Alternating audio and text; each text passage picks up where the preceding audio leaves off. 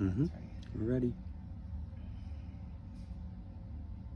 So this is going to be my impromptu sharing of being late diagnosed with mild autism and ADHD 2.5 years ago. I remember sitting on my couch. It was August 2nd of 2022, which would be the 18th year that my older brother passed away from leukemia. This year it would be 20, actually, as of tomorrow. And we said our last words. As I was sitting on the couch reflecting about my brother's passing, but also about my mental health and my cognitive health, I was looking on for signs about nonverbal learning disability, or NVLD. And as I looked on Instagram, it kept pointing to things about autism and ADHD. I sat to myself and wondered, is this the answer that I've been looking for that was never diagnosed in the 90s because there wasn't the information that was needed to understand severity or subtleties of cognitive health? I started to cry in tears of joy. I started to wonder all the questions I had if the answers were to follow me through in the days to come.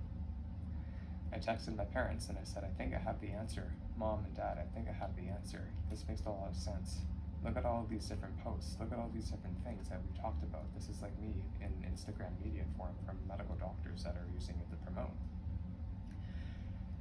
My dad writes back and says, that makes a lot of sense. I always knew there was something more beyond the diagnoses that were given to you when you were a kid, even if they might still be accurate.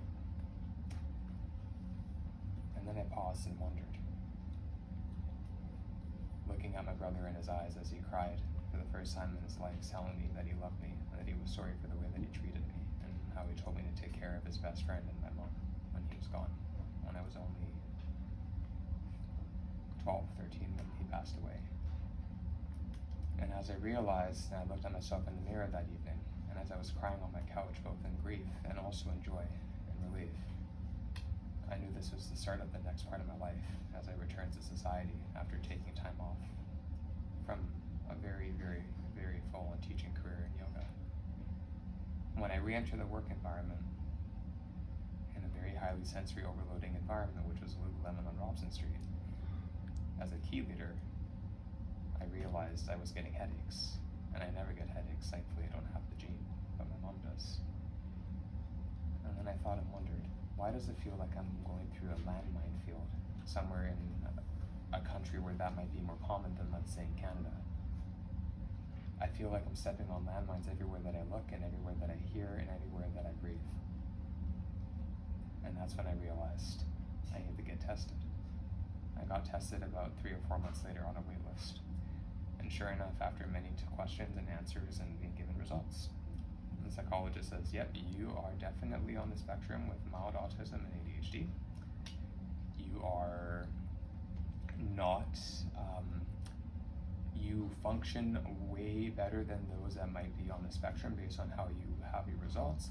However, you function and operate nowhere in comparison to those that might be neurotypical and that might not have those neurotypes in the realm of neurodiversity, and that might be why you've been having all the times you've had in your life that led you to here. I looked at the psychologist and I said, well, you have a PhD in NVLD, so you know that the difference between that and autism is very different, but they correlate. I thanked him. Over the coming times of the years, in the last couple of years, I continued to take the mask off. I continued to see the pieces shatter of my traumas of my past and realize that I can forgive my inner child and know that you were just doing your best that you could ever do with the tools and knowledge you had.